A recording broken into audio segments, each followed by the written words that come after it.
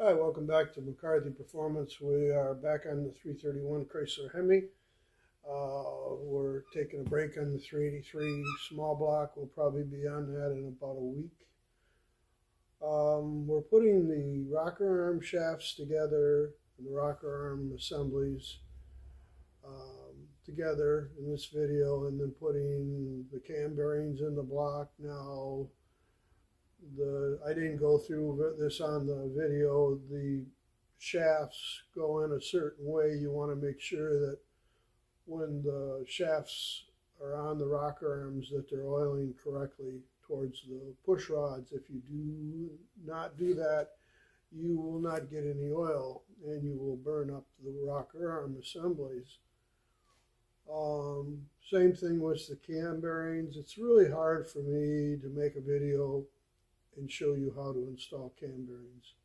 I've made some videos on how to prep them. The key on cam bearings is prepping them. If you prep them right and you put them, install them halfway decent, usually you're not going to have too much trouble with them. Now with the Hemi, it oils up through the cam, up through the block, so the push rods get oil. So the top end gets oil. So you want to really make sure that you put the cam bearings in correctly. And I have a little piece of welding rod that I've bent on a 90, and I've showed that in previous videos, that you want to go up inside that channel, inside the cam bearing hole, and make sure that that channel is clear for oil to get through and oil up the top end of the engine. So it's a short video. I hope you enjoy it, get something out of it. Thank you for watching.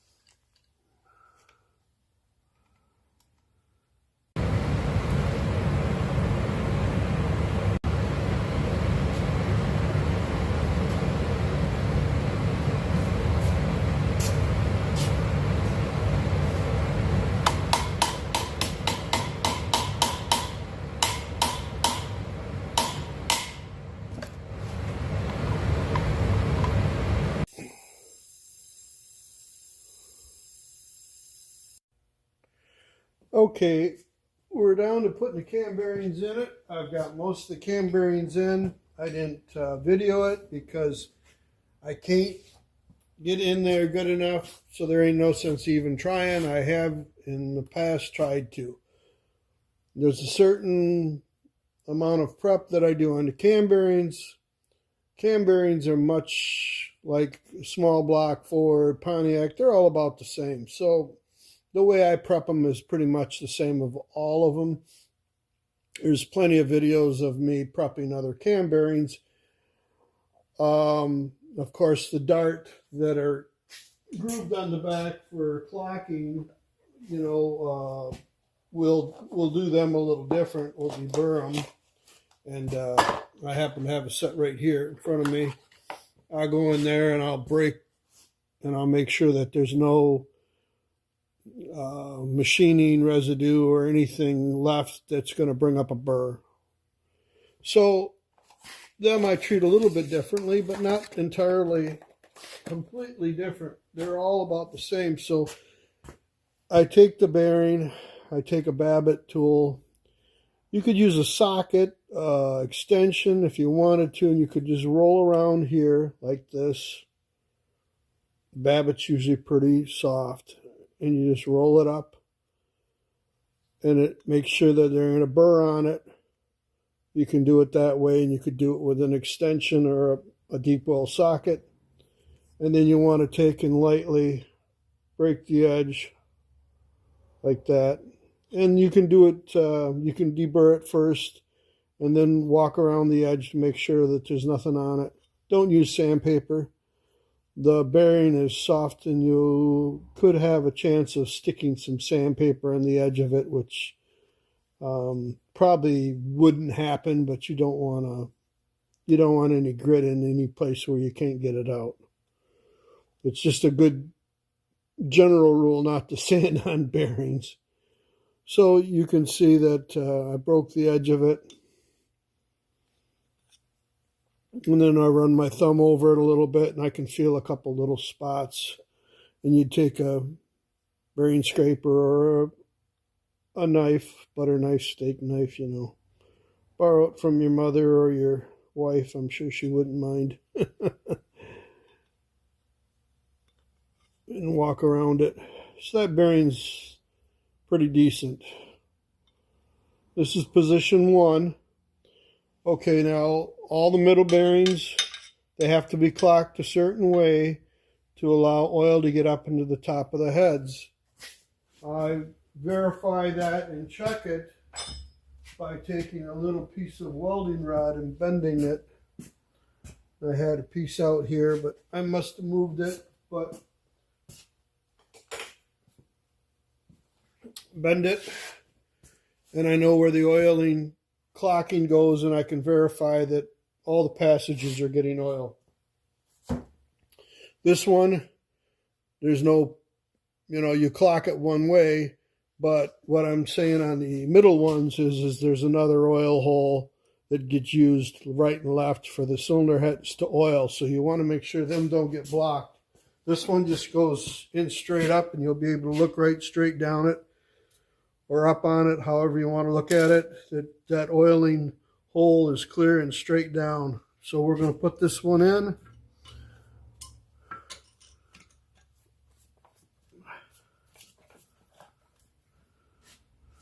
You want to make sure that you apply enough pressure on the mandrel, if you have one of these like this, that you don't skip over the top of the bearing. It does happen. It can happen. You got to be very careful. So I'm going to line it up to the oiling hole. That looks pretty good. We're going to drive it in.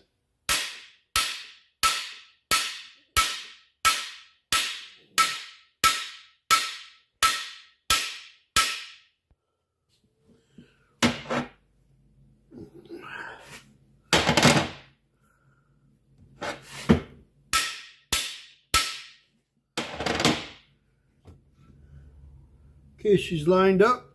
You can look straight down her.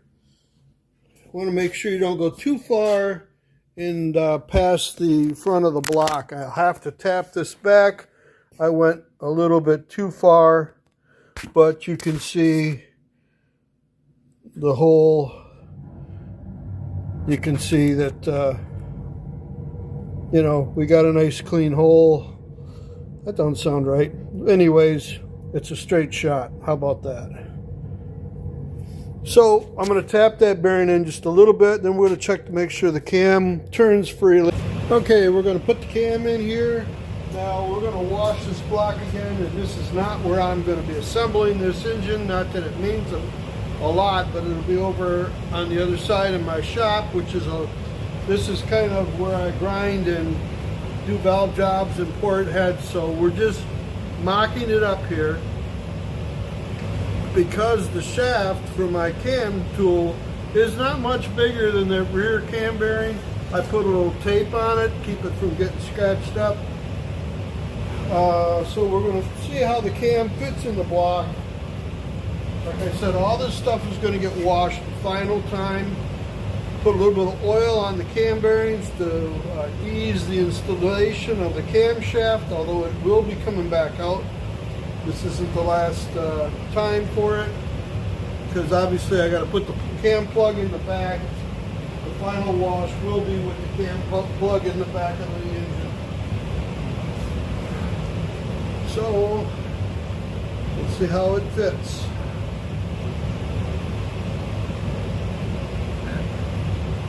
This cam was bent in shipping. They straightened it out. I have not checked it, but the guy that did it is a reputable cam company. I'm sure that it's not bent no more.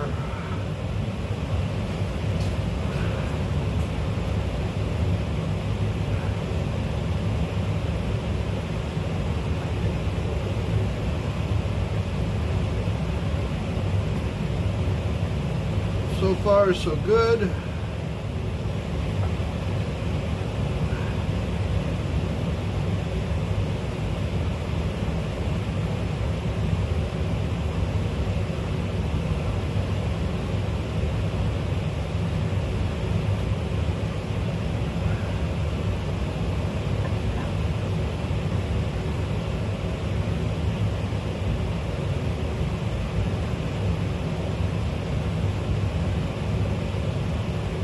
It is a tight fit.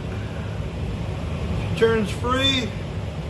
It's good enough. I can put my back cam plug in, final wash the block, put it up on a engine stand, and I'll probably check the main bearing clearance and torque the caps up with the bearings that we have and see where we're going to be on that before I final.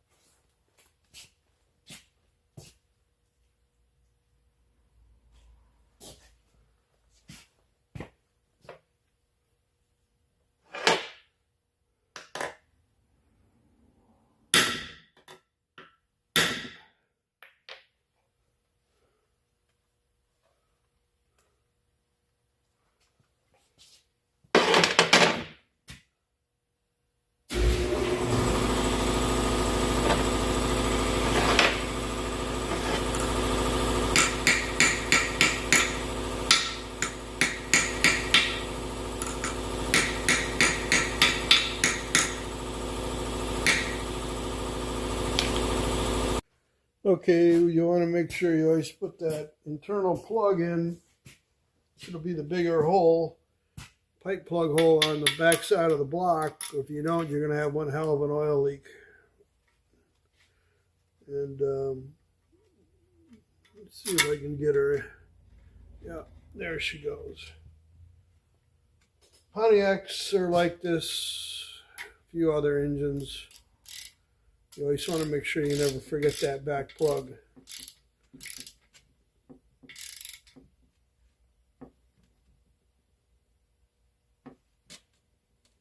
There.